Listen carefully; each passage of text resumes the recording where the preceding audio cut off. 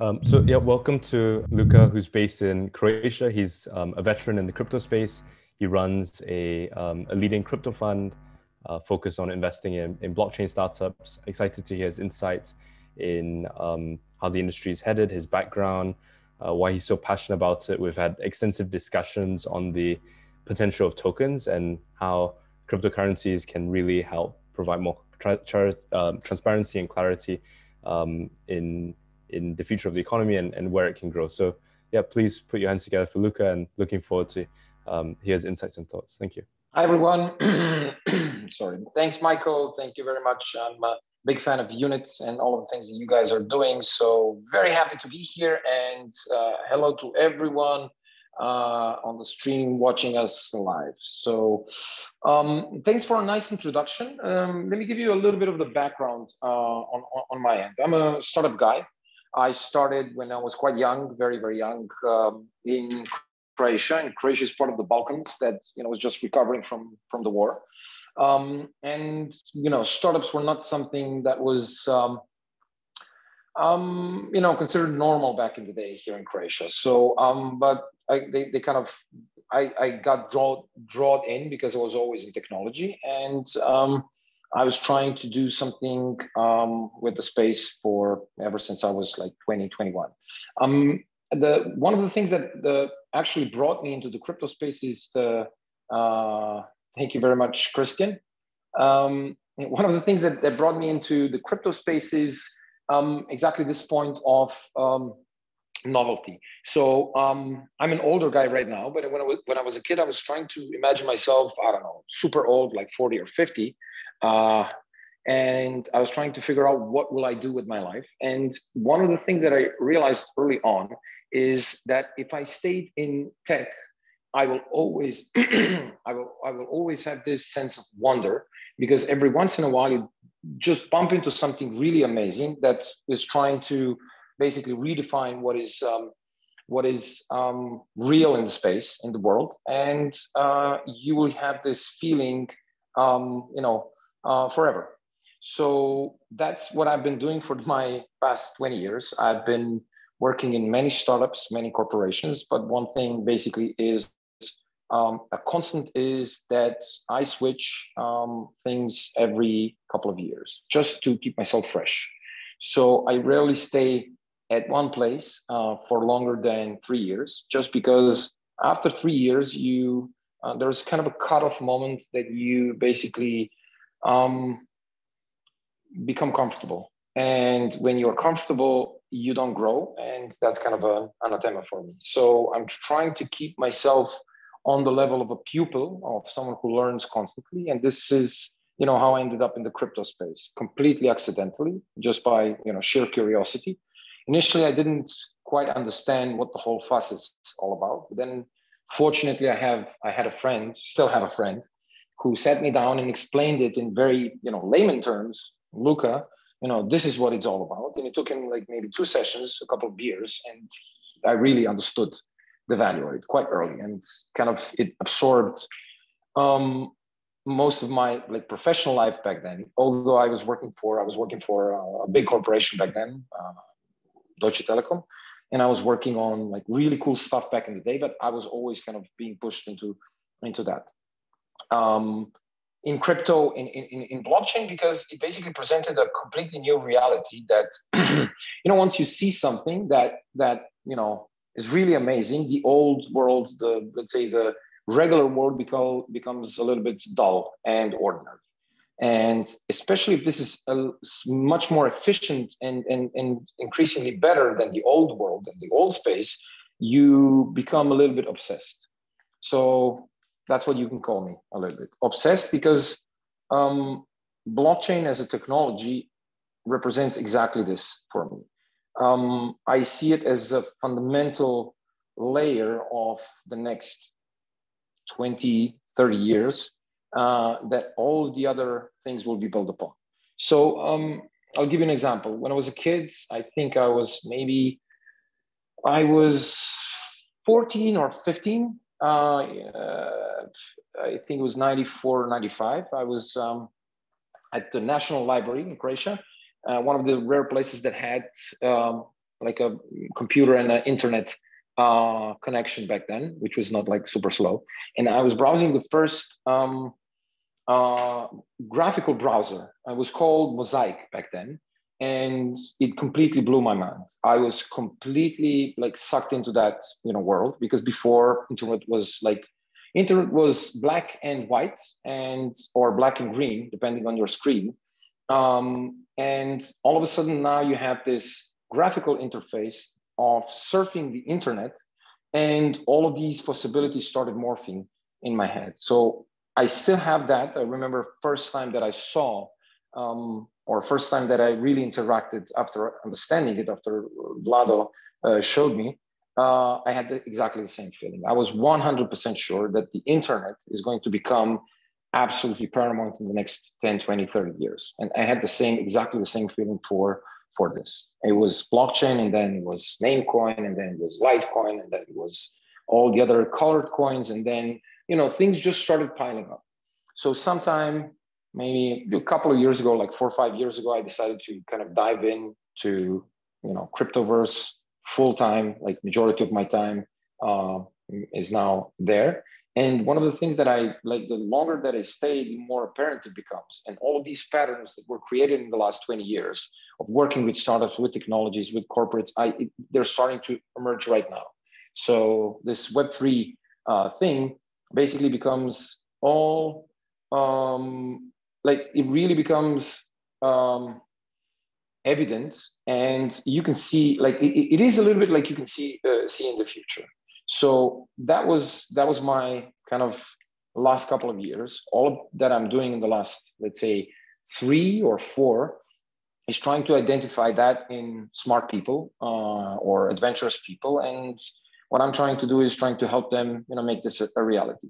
Because I was a startup founder myself. I always joke that I killed more startups, than Corona did, in my day. And I know exactly what, the founders are going through, especially when you're trying to explain a completely novel system or a completely novel concept and trying to make it a reality, because that's extremely hard, because you don't know if you are insane or a genius. And, the line between the both can kind of vary depending on who you talk to. So, most of my time is dedicated right now at trying to identify that kind of,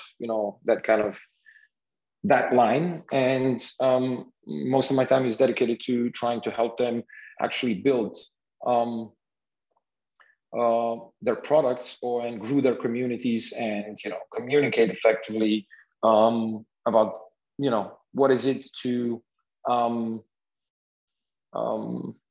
take the product on the market. So all the new stuff, I don't know, I'm just like fascinated by DeFi in the last 8 to 9 months, very much into NFTs and very much into digital identity, like all of these things.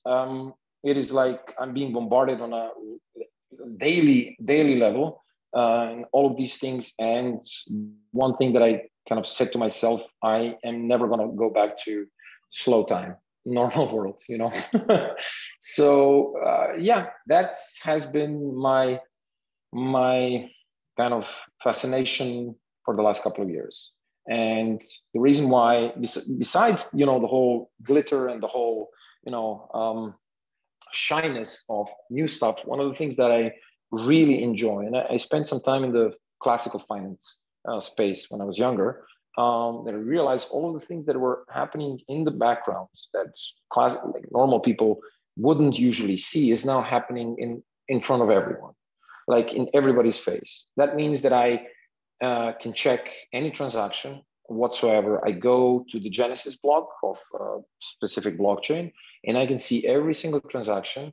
I can see every single interaction, and I can try to identify what this person or that person did or that entity did. And this is one of the things that I think is going to be very, very powerful in the next couple of years, because the old way of doing things was not transparent, which basically, when you don't have transparency, this breeds corruption, and corruption, turns into stagnation. because then you have gatekeepers who, you know, think that they have the rights, God-given rights to, you know, be as they are. So transparency is one of my fundamental, let's say, properties of a specific blockchain that I really like. The second one is censorship resistant. Basically, whatever is out there, immutability, whatever is, you know, written once there is nothing that anyone, no entity, no government, no, you know, person can do to change it. So if it doesn't have that, it basically is not something that I touch usually. So when you start combining these things with all of the beautiful stuff happening in the startup space, in the classical startup space, in the consumer app space, you know, basically you start empowering and enriching a lot of people's lives. You know, people who usually wouldn't have access to financial freedom. Although sometimes, you know, people living in the West, you know, $10 per day doesn't sound much, but for someone, this is their, you know, monthly salary. So one of the things that I enjoy is this financial freedom, like bringing of the financial freedom, however imperfect and however messy and raw and messed up it can be.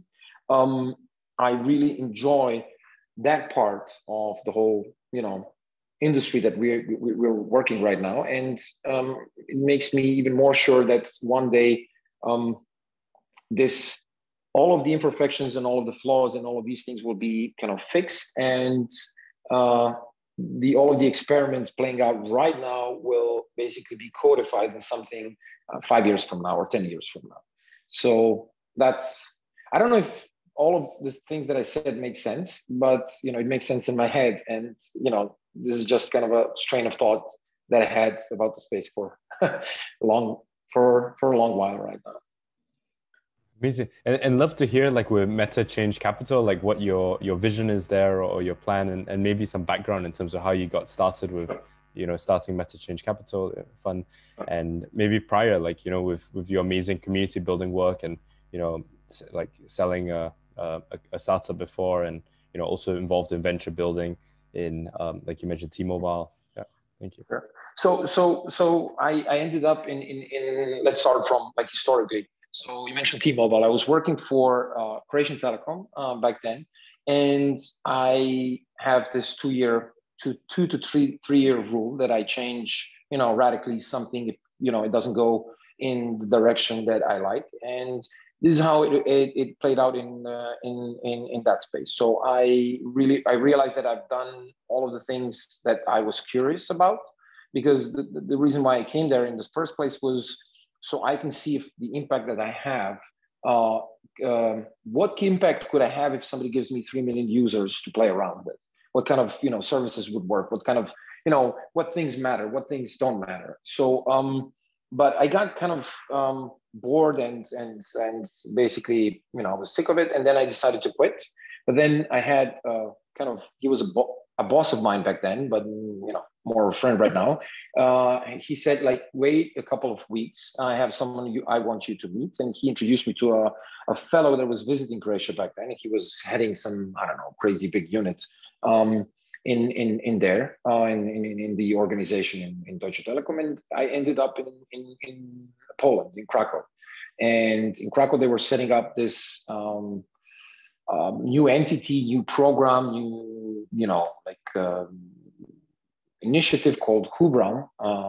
Hubram is actually like the displacement engine that was trying to kind of bring in innovations from the outside inside of the organization. And this sounded like a perfect match for me. And, you know, like having corporate resources, but also can play around with the startups. So I spent a couple of years, I think 3 years there, trying to basically innovate on a corporate level, trying to, like, working with young, smart, actually not always young, like smart people, trying to build really cool new stuff in the communication space. And basically, I kind of succeeded to a certain extent. Many of those companies are still alive, and not still alive, but actually thriving quite a lot. So one of the things that I realized is like a corporation is like a huge, you know, whale. So whales, they need a lot of, so they're very inert. So what happens with them is that, they live for a long time, and it's extremely hard to kill them. And initially I thought, okay, this company or that company is going to disrupt that company. And in my brain, because I was young and stupid back then, this all played out within like 1 year. But the actual, thing that I realized from that is that, the whole thing behind the disruption is that it takes decades sometimes. So that's why I decided to leave the corporation after, I think maybe, I don't even remember, I think 8 years or something like that, 8 or 9 years. And I decided to go back to, entrepreneurship. And I did, a company, and then I did another company. And then I, after the last company was sold, I decided, I caught myself thinking about, okay, so I'm 38 and I have, what should I do next? I've done startups, I've done corporates, I've done this, I've done AI, I've done this. What should I do? And then all of a sudden I remembered this, my hobby, that was here all along. And I met a friend from the old days, back in the day, a guy that I met on, a random trip on, I think in Berlin or Sofia, I can't remember. And I picked him. It's like, hey, what's up? What are you doing? He said, look, we're starting this cool, awesome company. We actually started, and maybe, we need some help. Maybe you can jump in. And that's how I ended up in Eternity Blockchain. So this was like the first, how did somebody, I cannot remember correctly who actually said it, but it was like, we just did what all startups do. We jumped from a cliff with all of the parts for a plane, trying to assemble it before we hit the ground. So this is how it felt a little bit the last couple of years. So, and I think we kind of succeeded. The whole team collectively, the ecosystem is now, survived all of the hits that hit them along the way. But what happened like a year ago, we decided to kind of, again, change the scenery a little bit and expand the horizons. And we started Meta Change together with Nicola and Luka and a couple of other friends. We decided, we said, okay, so crypto space and the blockchain space is this incredible, super fast morphing, ecosystem that, what happens last year is like it happened a decade ago. So, it changes really, really, really quickly, and we wanted to be on the tip of it. And that's how we started. So we kicked off Meta, and we started, we while working with Yanni and the rest of the crew, we started this thing called Starfleet, which was like a incubator and accelerator for blockchain startups that were building their products and business models on top of Eternity Blockchain. And we just continued the same route. So we started working with all these, crazy smart people, who said, you know what, we believe that, for example, this is wrong and this should be fixed, or this is more efficient, or this should be fixed. And that's what we have been doing ever since. So right now, what we're trying to do is, the name is very specific. So the Meta Change, so Meta as in metaverse, as in universes connected into one, but also metagame. So metagame is this game within a game. So this is blockchain right now in crypto. So what we're trying to do is, we are trying to invest in companies who are trying to disrupt the companies who are investing in other companies, for example. So that's the ICO boom that happened, and the token sale boom that happened. So tokens are a very efficient, extremely efficient fundraising mechanism for a lot of people. And, we're trying to chase these, meta changers, or that are trying to change the current way that we see the things in life. So that's a little bit of the history. That's what I've been doing with Deutsche Telekom. My job was to try to help build companies in the space of telecommunication, and then I did the same in the blockchain space. And now I'm doing all of that plus many more stuff in the crypto space, in the blockchain space. Yes. Amazing. And what's your vision for Meta Change Capital? Like, what would you like it to be in like 5 years and beyond? And So one of the things that we realized is the following. So the world right now, or the world up until to a certain point, was evolving mostly around US. Most of the innovations were coming from the United States and Great Britain, and the Western civilization was a little bit like this. And majority of the money was also there. So when some crazy kid from, I don't know, Romania or Bulgaria or Ghana or somewhere comes to, with a great and visionary idea, nobody usually understands that. That's one of the reasons why I think crypto space was so explosive in these areas. So one of the things that we fundamentally believe is that the next big thing is not going to happen in US or China or Western developed world. It's going to happen in either Africa or Southeast Asia or Eastern Europe or South Latin America. Like people there are three things actually: extremely resourceful because they're living in a highly uncertain, countries where nothing is given, and that's one thing. And another thing. They need to be extremely careful with their resources, and they're used to, all of the things around them trying to kill them. So, and these are the traits that are kind of universal in the blockchain and the crypto space. So our focus with MetaChange is exactly on this. Majority of the companies that we're looking at are coming from those areas. Why? I mean, we don't shy from anyone, but majority of the focus is on those countries. So not most, but a significant portion of the investments that we've done so far have been outside of the normal space, normal territories, Western Europe. Give me a second. I think I saw a question. We have Elena. Okay. Yeah, that's a private message. Sorry. So the future, we believe, is, so the Corona pandemic showed what we kind of foresaw a couple of years back. Nicola, myself, Luka, and some other people that we like. I like to talk, as you see. Talking is all I do. I do. We started talking. We started trying to imagine the world in the next couple of years, and we said, okay, like let's look at what is definitely going to change. So I've been working remotely since 2013. I have been working for a big corporation, and I've been traveling most of my, working time. And like I saw that the remote work is going to become a default by, in the next 10 years. I was very wrong because Corona basically made that, a reality within 2. Michael, I know you're traveling constantly, and you're basically a little bit of like a digital nomad. Period.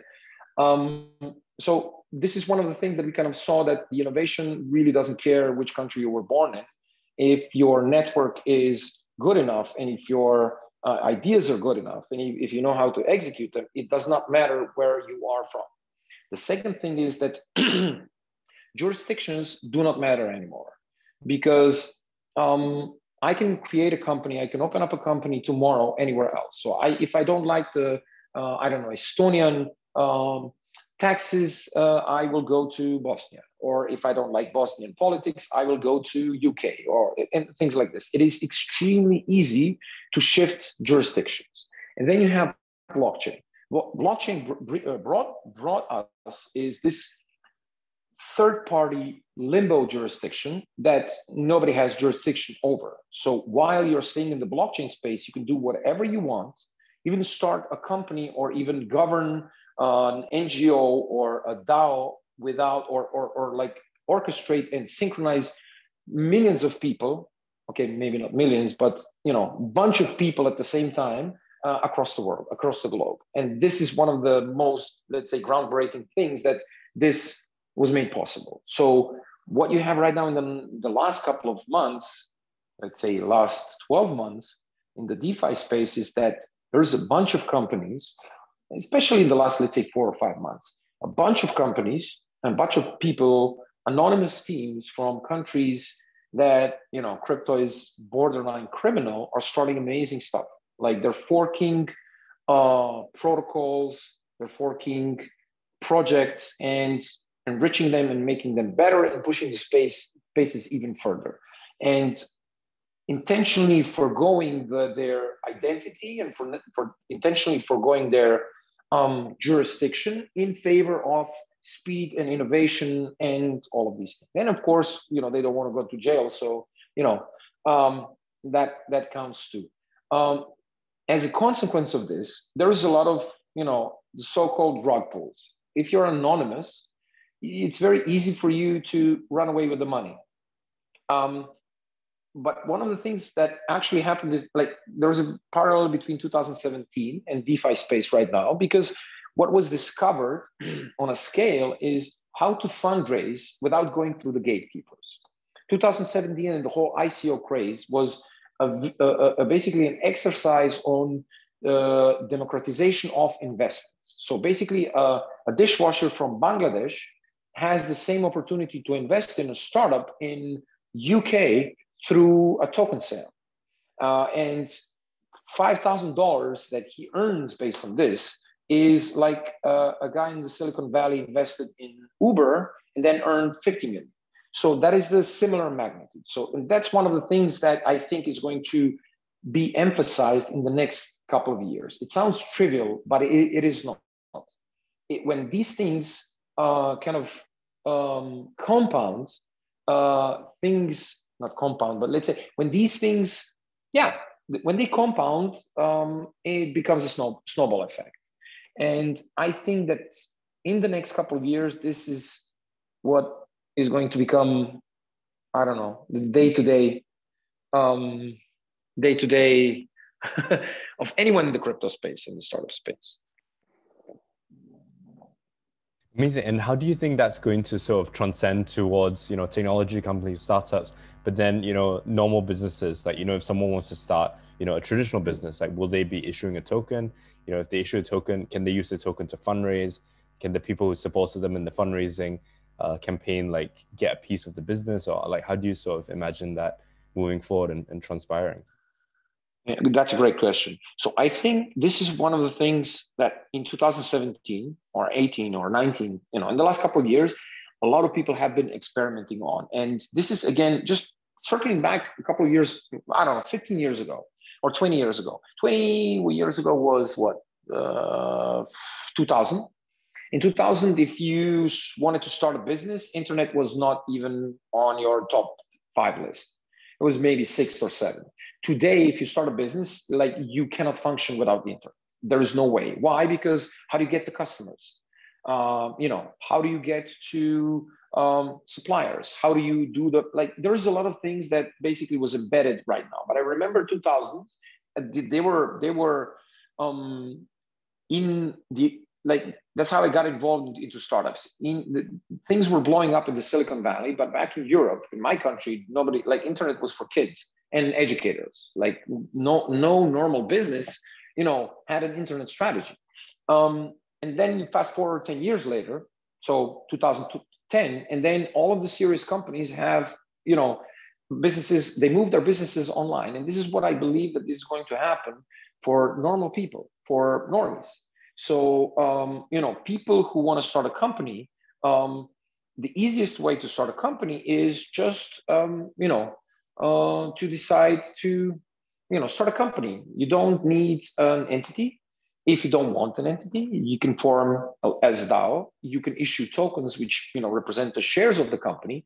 You can say, look, buy the shares in my company because this is going to help me as an individual to run my business and be self-sustainable. And you don't have any gatekeepers. My sister, she's now 26. And she's working for a company, but if she ever wants to start her own company, she doesn't need a loan or a savings. She can go and tell her friends, hey, Zrinka, maybe do you want to buy a token, my token, because I'll give you shares of the revenues. For the first 10 people that believe in me, I will share everything that my company earns forever, for example. So this is what's happening in the crypto space, in the blockchain space right now with NFTs, for example. If you hold a specific NFT, it can hold, let's say, a percentage of a revenue of the protocol. or it can give you some special properties that, I don't know, like this gives you the right to enter a specific building 10 times. So just like with the internet back in the day, we were trying to imagine, oh shit, what is 2020 going to look like? And in 2000s, that was 20 years later. Oh my God, flying cars, lasers, all of these things. But no, it turned into this year where we're trying to, we're doing very similar stuff as we did in 2000s, but now we're 10 times more efficient. And with efficiency, there comes a lot of other benefits. So I think that the tokens as an instrument, as a mechanic, are extremely powerful. In one way or another, companies, in the end, probably governments and corporates will realize the same thing. Oh crap, this is extremely efficient. Let me give you an example. So imagine, there's still some countries in Europe that Uber is forbidden. But what happened is that Uber enters into a market, and then people start using Uber, and they realize how efficient and how easy it is to use something like that, even for driving or being driven. And then, I don't know, somebody lobbies and they ban the Uber, but the cat is out of the box. So there's no way of going, to the old ways, because, okay, it's no longer Uber, but now there's 50 companies with an app that has 3 specific things. I know exactly how much that ride is going to cost me. I know exactly where the guy is going to drive me, and I know exactly who's going to drive me. So that's it. That's the whole innovation. And this is exactly the same. So once the cat is out of the box, there's no going back. Once people in a large scale realize, how effective and efficient this is, things will avalanche. Yeah. Amazing. And where do you think the big opportunities are? So if someone's an entrepreneur and they want to sort of be involved in this revolution or in this huge opportunity, like what's the best way to kind of take advantage? And what do you think is going to catalyze it? Like what's going to speed it up and make sure that we get to 2040, like in like 2030, and someone like your sister has an opportunity to become an entrepreneur? And so I think the best way to enter into this space right now would be just to jump in, to go and buy a cryptocurrency, any. Okay, not any. Like first, to study and understand what are the fundamental properties of a blockchain, what it needs to have in order to be highly beneficial to someone, to us as a whole. The second thing would be to find someone who knows a lot about it. And there's a lot of people like this. People in crypto can be a little bit like Jehovah's Witnesses or, things like that, preachers. And just ask them to be your guide, tell you why they got into the space, what do they see, like have a conversation like we're having right now. And then basically quit whatever you're doing and try to find this job in crypto, in blockchain, even if it's for a couple of months, just to get exposed to all of these new ideas. A lot of people can do that because they're relying, they have mortgages, they have, kids and things like this. But, I've been working for a lot of companies, and on the side, I've been working in crypto. And I did this for quite a long time. So all of these things can be done, especially if you don't like to sleep. So that's also a plus. But I think that's one of the things, if I can give you one advice right now, that you could take 10 years from now, is that it would be try to understand what it is and what it's not. A cryptocurrency, a blockchain, and try to understand what is the whole fuss about. Because the fuss is not so much about the price. Yes, that's a big part of it, significant part of it, not big part of it. But all of the other properties, once you scratch the surface, are infinitely more important and infinitely more powerful. So what it brings is it democratizes the medium. For the first time, it removes the monopoly of a bank or a central bank or a government on money, on the way that we start a company or govern ourselves. So this is going to be a very, very, very interesting tool. Just like but one thing is to remember, just like any tool, it can be used for good and bad. Just like a knife can be used to carve a beautiful, figurine, it can be used to kill someone. Just like a token can be used to, build up a company in rural Kenya and start an amazing project out of Bangladesh, it can be used by scammers to steal your money. So that you will basically distinguish between good and the bad if you understand the fundamental value that a specific technology holds. So if we get more people to do exactly as I, suggested in the last couple of minutes, I think 2040 will be, around the corner. Amazing.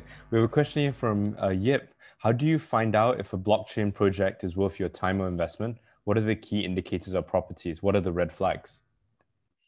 That's a tough one because there's not a checklist. So I was a founder myself, and I built startups, since a long time. So what I usually look for if I want to work with someone, these are personal traits. Is someone worth my time? Like usually everybody is, because when I was one of the things that I strongly believe is that there is no such thing as a self-made man. That's a myth and that's a lie. So when somebody says, oh, he or she is a self-made millionaire, that is a lie. So that person is basically the collection of all of the people in the history that helped him. Not in the history, but in his personal or her personal history that helped him along the way. So I don't distinguish between those. What I do is I look for my personal preferences. So if I have a chemistry with that person, if that person has the resilience to build such a thing, if that person is, let's say, susceptible to my suggestions in a good way, will he or she take my feedback? And basically, are they building something for the right reasons that I also value? Because this is basically like selecting a cause. So for example, my wife is a vegetarian because she believes we should, not hurt the animals, and vegan, sorry, because they're sentient human beings, that we should not exploit the earth. And for her, it is, extremely important that she sticks with that, to that thing. And I kind of understand her, but my calling and my values, I respect hers, are something different. So I will never fight with the same passion that she has for it, for that. I will fight for something that I believe in, and I'm trying to figure out that. So if you're asking me, is there some sort of a checklist that Luka says, okay, they need to be blondes. Okay, here's blondes. They need to have 15 years of the industry. No. So I spent some time in the VC industry, classical VC industry, and I just realized that VCs are usually clueless. They have, all of the biases that everybody else has, and they use none of the data. So the only thing that they have is access to money. And, I realized I said to myself, I'm going to try my best not becoming one of those. So if I say no to someone, it's just that we didn't have, mutual chemistry with this. I get fascinated by a specific idea sometimes, and because it hit a nerve. I just met, I met these amazing, two founders that were building something in the crypto space right now that I was trying to build, or imagine that I will be building in the mobile space back in 2018. It has to do something with the push notification messages. So basically what they're building is like a messaging service that I can send you a message that will pop up on your mobile phone to your wallets, crypto wallet. And I remember how the world existed and looked like and felt like before push notifications were invented. And it clicked instantly because they were part of the same generation as I am, a little bit younger than me. And it just instantly clicked. And I was trying to help them. I didn't have like too much free time, but I was trying to help them in every interaction that we had. Sometimes maybe even overwhelming them a little bit, but yeah. So if you're interested, epns.io, Ethereum Push Notification Service. So, and, you know, they're from India, you know, so it really doesn't matter today, in this day, 2021, February, what is it? February 18th, it really does not matter where you are right now. You will build an amazing company out of anywhere in the world. So. Amazing. Yeah. And I guess you gave some really good personal advice and insight with regards to getting into the crypto space. I guess, you know, coming from your journey, you know, from investing in companies, in venture capital, you know, in startups, like what's one personal piece of advice that's helped you?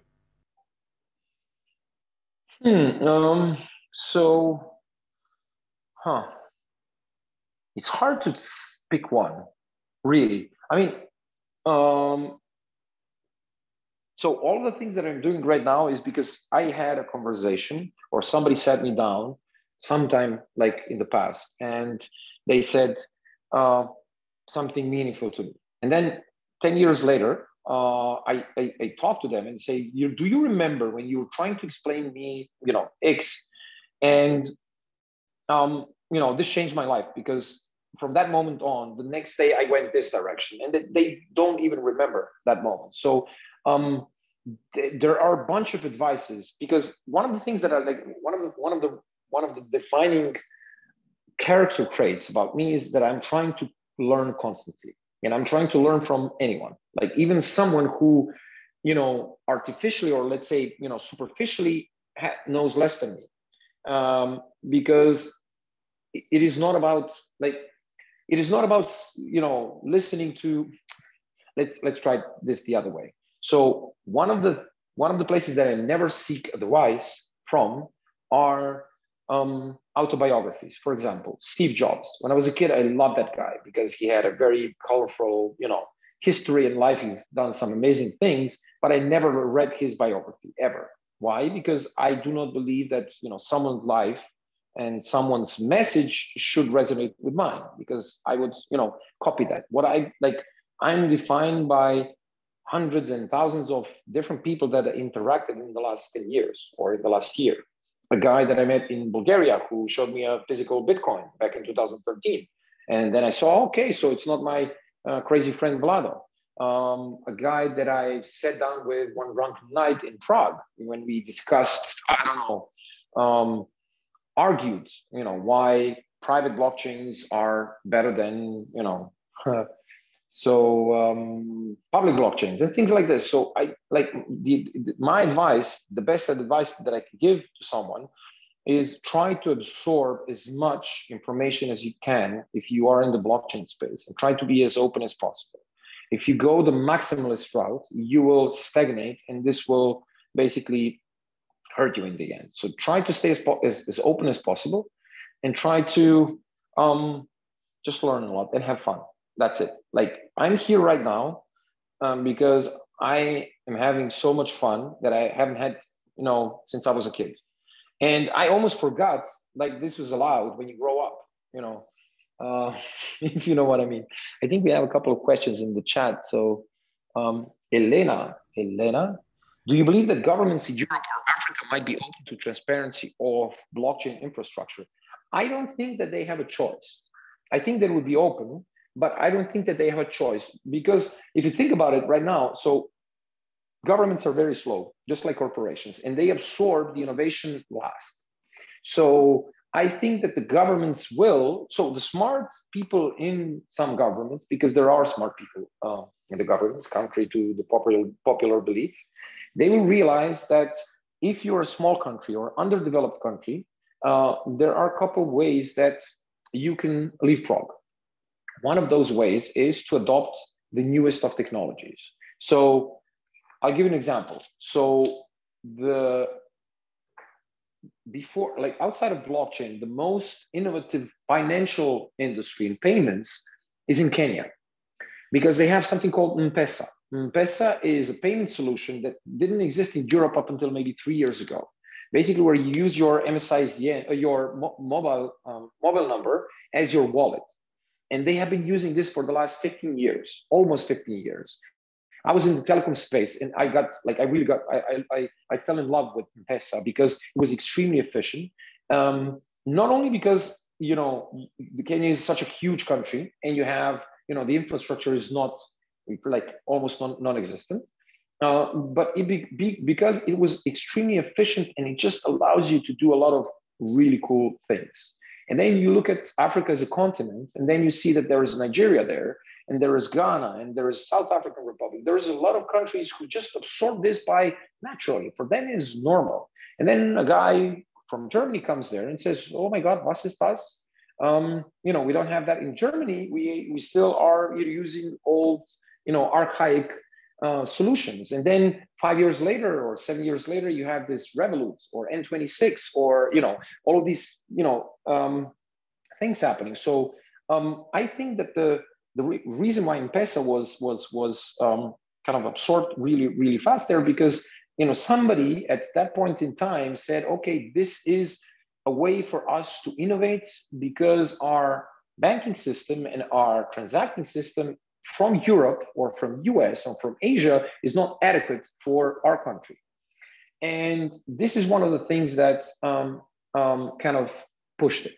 So all of the countries who understand that, especially the small ones and underdeveloped, in the next 10 years, they're going to be the leaders. So all of the countries who adopted blockchain technology first, regulated it in a good way, and basically tried to empower people to use it, are going to be in the lead.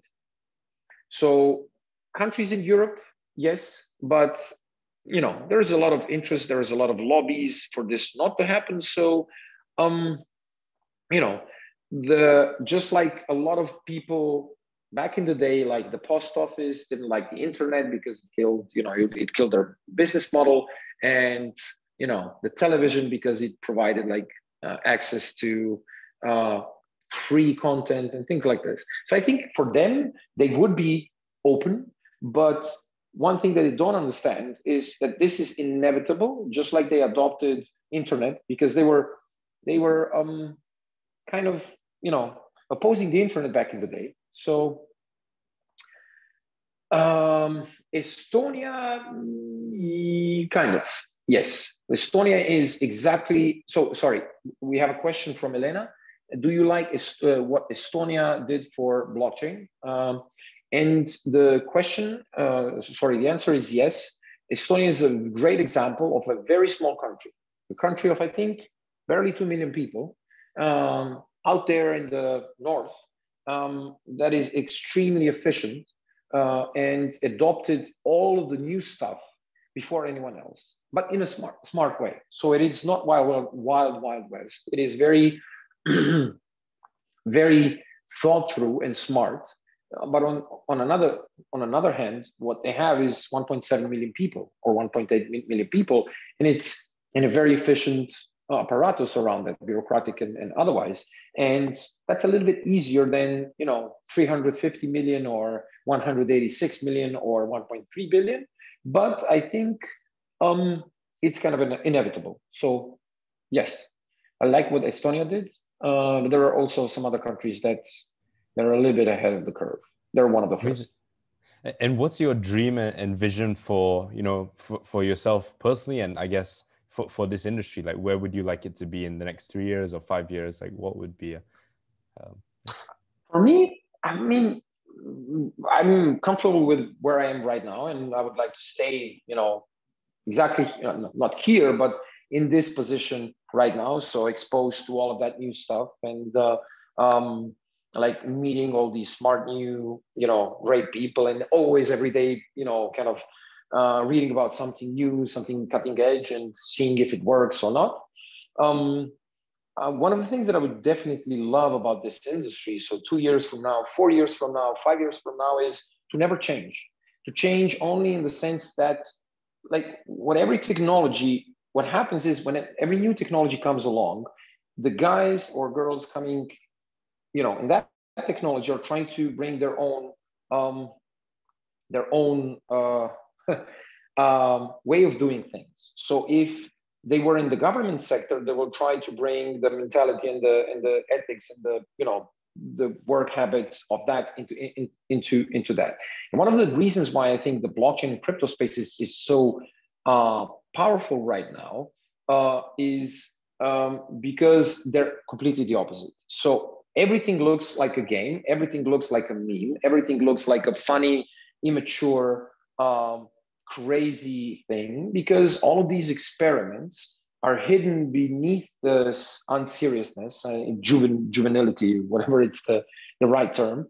And I would like to keep that as long as possible, because if you take yourselves too seriously, then things will turn to worse, because then you're going to be afraid of what other people say about your ideas, what other people think about them, and then things will just stop, and then we will turn into just something else.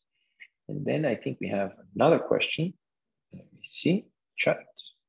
Do I know a good STO white label exchange?